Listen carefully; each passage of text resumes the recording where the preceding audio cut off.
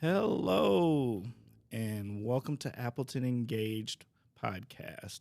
I'm your host, Timber Smith, DEI coordinator for the city of Appleton. And I'm Andy, and I'm the communications manager for the city of Appleton. And Appleton Engaged is a podcast that explores the many people, organizations, and resources that make our community a great place to live, work, and play. So whether you're a longtime resident or just getting to know Appleton, join us as we learn more about our community together. That's right. Get ready to dive into thought-provoking conversations, inspiring stories, and a whole lot more. So who we have today? Today, our guest is Tim Cody, president of the Fox Valley Veterans Council. How's it going, Tim? It's going good. Thanks for having me here this afternoon. Hey, thanks for making time to be with us. Can you please tell us about yourself and your association with Appleton or the Fox Cities region? Sure. I am a transplant here. I moved here in 2016.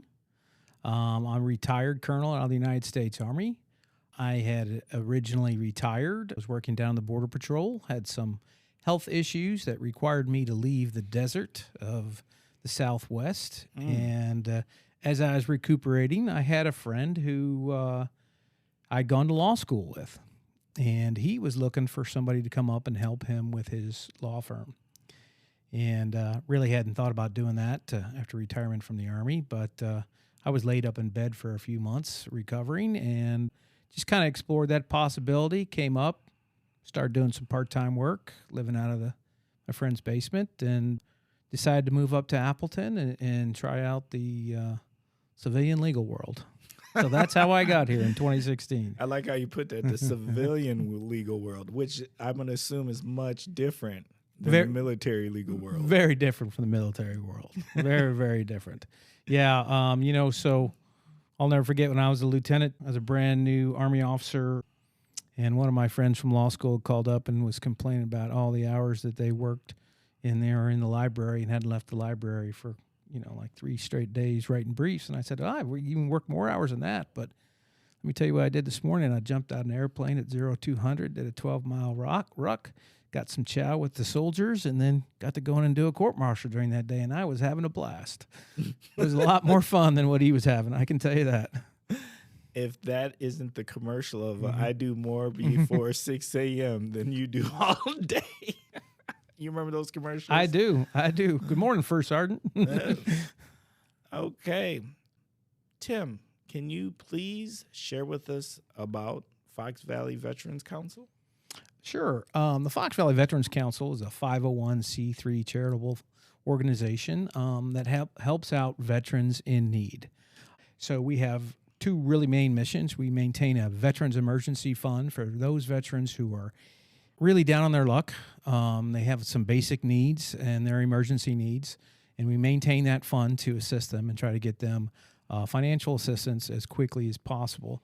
On top of just the financial assistance, which is that help up to hold them while they're having issues, we have a very strong referral network where we send those veterans to other agencies that have expertise beyond us. So if a veteran were to come in and has some issues, has maybe lost a job, needs help with rent, we would potentially help with that, but also then try to figure out why they lost the job. What is the problem?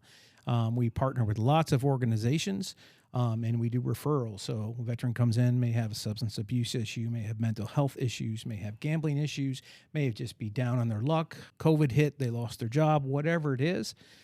We help on the financial side, and then we refer them to other resources through the community. Our other mission is an outreach mission, which has been given to us by the Veterans Administration. We are actually a CVEB, which is a Community Veterans Engagement Board. By our unique structure, our structure is made up of military veteran organizations are our members. So we do have individual members who are associates, but our voting members are the military organizations and veteran organizations in the community. So we have over 35 of those. We're almost up to 40 now. So we have this large group of connection of military organizations who are part of the Fox Valley Veterans Council. That gives us a far reach to contact the veteran community and to create a bridge between the veteran community and the civilian world, and try to reach out and sharing issues, sharing problems, and get all the information out that we can to both sides. So how long it has been established? We were founded in 2009. Actually, initially the purpose of it was to create a memorial for all those who died on active duty from Outagamie County. In 2011, we started the actual financial charitable arm, where we started giving out emergency assistance. I know, shout out to United Way, was one of our very first donors, so the first $1,000 check. Last year we gave out over 152,000 to veterans. Wow. There's a lot of need then. There is a lot of need. In fact, it's growing. Inflation has created a larger problem than COVID. In particular, the things that lower income people use and need the most, food, gas, those type of things have gone way up and are continuing to go up. And probably the biggest problem is housing. As everyone knows, we have a housing issue. Housing continues to be an issue. It affects our lower income people across the board, whether they're veterans or other folks. It just affects them across the board. And we are finding our veterans are being evicted and priced out of their apartments that they're in, not for any problem other than the fact that that apartment got sold and now the new landlord's jacking up the rent $200 a month. Yeah, that's a challenge. That's a big challenge. Are there any, other than, outside of the outreach, because that's super important, is there any other things that you're doing in the community? Is there any signature events? Is there, maybe there's a specific type of outreach? What kind of happens? Sure. Well, there's 2 signature events that we put on every year. We do them for Outagamie County. So we have the privilege and honor that Outagamie County lets us do their Memorial Day ceremony and their Veterans Day ceremony. It's a privilege and an honor that they've tasked us with that, and we get to do that. Additionally, we are going to have our first ever fundraising gala March 7th, 2024. It'll be down in Oshkosh at venue 404. It's going to be a prohibition ball. Nice. So this is the first time we've reached out to do this. We've been lucky enough that several of our partners have done fundraising events for us. But it's getting to the point where we need to, kind of grab the bull by the horns and grab our own event, so that we can guarantee at least a certain amount of funding every year. So what kind of support you're looking from the community? I understand. And listeners, if you know, my co-host Timber is himself a veteran. So this is a very passionate episode, and we know, this is it's an important issue we need to address, and this is our work to support the veterans. So I would love to know more about, what kind of support the community can provide. Sure. Well, first and foremost, as all charities, we're always looking for financial donations. Money runs the engine. But beyond that, we want the community to reach out to us, particularly when they know a veteran who is in need. That is one of our issues. As we become more well-known, we get more referrals for veterans who are in need. And so, do we have more need out there? Yes, that's driving that. But some of it's because we have been expanding and we've been getting out there, and so more people know who we are. Right. So that's the second thing. The third thing is we do have needs for volunteers. We'll potentially have needs for that gala coming up March 7th of 2024 for volunteers. Volunteers to help us potentially for the Memorial and Veteran Day events. We do have some limited positions for our caseworkers. We are a little short on caseworkers. It requires a little bit of training, and it's a little bit more intense than just kind of showing up and, lifting up some banners and things like that.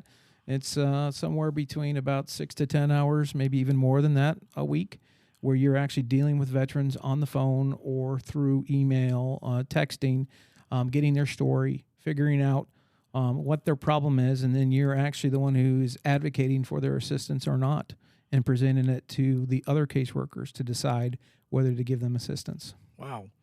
How big's your team? Well, so as far as volunteers, I have currently total 8 board members, and then I have 3 caseworkers, I have one full-time employee, and we're looking to hire a part-time 30-hour-a-week case manager. So we're also in the market for that. I'm just getting ready to get out the job posting for that. We should be up to 5. We really need 5 caseworkers at a minimum, so we're too short there. We really do need that case manager because right now the treasurer and me and the community engagement manager are doing a lot of day-to-day work, trying to cover those spots, so we're trying to fill those. And then we have, all of our members will provide volunteers here and there, so the team can really expand if we get support from our members. Or it can really shrink if, when you hit Veterans Day and things like that, though our members are part of their own veteran organization. So they have their own... people got responsibilities. They got their own responsibilities. So, depending on the event, sometimes we got a lot of people and sometimes it's just the 3 of us. So if our listeners are looking to, go for the volunteer opportunities, where exactly they could find these information and these openings? So right now they're really not posted because they come and go. They're not set except for those caseworker positions. And the caseworker positions are sensitive enough that we're kind of reaching out on a one-on-one basis with people who we know and we think would be good candidates. But it is out here now on the podcast. So if anybody's interested, they could contact me, Tim Cody, or Jonathan Polipiv, who is my community engagement manager, at 920-358-0662. You can contact me at my email, TimC at foxvalleyveterans.org. You could go on our website, www.foxvalleyveterans.org, to learn more about us. It talks, about our mission and things like that. And we have just actually finally printed our 2022 annual report is coming out. And so we have some of those that should be hanging around the community you might be able to look at and get more information on. Wonderful. We will be putting all of this information in the podcast notes. So don't think that you have to press rewind and try to listen to all of that information. Please check the podcast notes, and we will have all that contact information there. All right. Tim, can you please share a narrative that will help our listeners understand the importance of the Fox Valley Veterans Council? Oh, well, basic needs we have determined mean a lot of things. And, I could tell you story upon story on at least helping to keep a veteran from getting out of their house, from being able to wash their clothes because their washer and dryer broke, to helping bury a vet. So during COVID, a classic example is we had a single mother of 4 children who her pretty much her lifetime job was being a bartender. And what happened during COVID? Those shut down. Her washer and dryer broke. And we needed to help so she could wash clothes for her kids. It was wintertime. You can't pick, clothes on the line very well unless you want frozen clothes. Right. And so, that's a classic example. People really don't think about washers and dryers as being a basic need, but it sure as hell can be. That's a classic example, picking that up. Had a vet come in who was coming in for a job, came in a little bit early, accidentally lost their wallet, and was sitting at a hotel and didn't have their wallet left for them or anything like that. Their job didn't start for 2 weeks. Luckily, he knew he was a vet. He reached out to the veteran organizations. They reached out to us. We cover the hotel. Have a daughter of a vet who, her mom was a veteran and died, and she was a caregiver for the mother. When she died, a lot of the financial subsistence then disappeared, and looking for help to bury that vet in a proper way. So that's another great example. When we think of those things, how can we help vets in the basic need category? So we did that. There's just all kinds of things. Cars, another big issue. Transportation. Those who are hurting for money, they're usually not buying new cars. They're usually buying used cars and keeping their old cars and jalopies going. Well, a used car now is going for $15,000, $17,000, $25,000, $30,000. What a new car was going for 5 years. Facts. And so we're sitting there looking at it going, I know the car's only worth $3,000, but we can't afford to help you for $15,000 for an old car, so we'll still put $3,000 in to fix it and get it going. And that way they keep their job. And that way, they don't lose money for rent. Our referral process is huge. We get them help for financial assistance. We get them for mental counseling. Those type of things they can concentrate on if they're not getting evicted, if they have food. During COVID, we switched to a food program we'd never done before. We got some great grants from the Bob Woodruff Foundation, and we spent $30,000 in food cards. And we figured we got to do this efficiently. We don't have enough people. We don't have space to do a food pantry. So we did food cards, and talk about efficient. $100 grocery cards. I can identify the vet. They can pick it up. I can mail it to them. I can stop by their place and drop it off. They don't need a refrigerator. When they get a box of food from a food pantry, they got to put it somewhere. I mean, we had vets who are living in their car who were dropping off their food boxes to us because they had no way to store the food. So, this way you give them a food card and they can buy what they need when they need it and what they want. Right. So being flexible and trying to figure out what the actual need is for the community is very important, and we're very good at that. What an impeccable impact you're making. So other than the voluntary opportunities, what else the community can do in kind, or they can donate something? So how you want us to reach out to the people, to help support the organization? Yeah, donations in kind are great if they're services, but things we can't take. We don't have spaces. We don't have places. We don't have storage. We don't have that capability. There are other organizations that do. Donations for services, when we're, whatever those things we might need in assistance, whether we're making banners, whether we're making, stuff to get the word out, anything like that. Those are things that are great. But more than anything, it's really appreciating your veterans and understanding whether this veteran was a combat veteran, whether this veteran did 1 year or did, like me, retired and did a whole career. There's one thing that the veterans did that nobody else did. And this is the reason you help them, because you don't always know what's in that veteran's life. But they've done one thing. They put their name on the line, and they said, you can take me and you can send me anywhere you want, and I'm going for you. That's the one thing every veteran's got going for them. And that's the one thing that the rest of the folks who don't join don't have going for them. Then you have spoken some truth on that one. Mm-hmm. Tim, thank you for your service. You are welcome. Thank you for yours. Absolutely. Thank you for your service, both of you. Yep. And can we always like to give our guests an opportunity to do some shout outs. So is there some people, some organizations you'd like to give some shout outs to? Well, I'd like to shout out to all the volunteers for our group, and they work. We've had some recently leave, and they did great work, and they worked here for a long time. And there's so many to name in that area. I want to give shout outs to all of our partners, and I'm going to name a few, and if I forget any, please forgive me. We've gotten great funding from the Community Foundation over the years, great funding from United Way, great partnerships with organizations like Pillars and Levin, the Wisconsin Veterans Village we partner with. We are expanding down into the Oshkosh areas and starting to get support there as well. Many foundations across the board help us over the time. It's really the community. I was in the Army almost 30 years. I've lived almost all over the United States and in several foreign countries, been deployed combat twice. There is not a community anywhere that I have been that is as generous as the Fox Valley. And that's my biggest shout out, because they do great things. And looking at the business leaders who are constantly putting in money in foundations and doing things for this community is awesome. And I'm really proud to live here.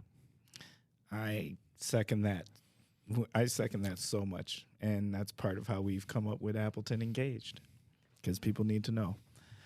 All right, we're going to start wrapping up. At this time, we would just like to remind the listeners, we are a work in progress, so please help us improve. Please reach out to us if you would like to be a guest. Let us know what we can do to be better. If you want to make a suggestion for some organization or person that should be a guest on Appleton Engage, please reach out to us at diversity@appleton.org. Once again, that is diversity@appleton.org. Also, we would like to ask our listeners, please take time to subscribe to this podcast, and not only subscribe, but leave us a review. Let us know how we're doing. Help us improve our analytics so more people can learn about Appleton Engaged. We think we have something pretty special going on here. So Don't forget to tune into this particular episode. Learn about the impactful work our community continues to do and make the changes we need to see in the community. So until next time, stay curious and stay engaged.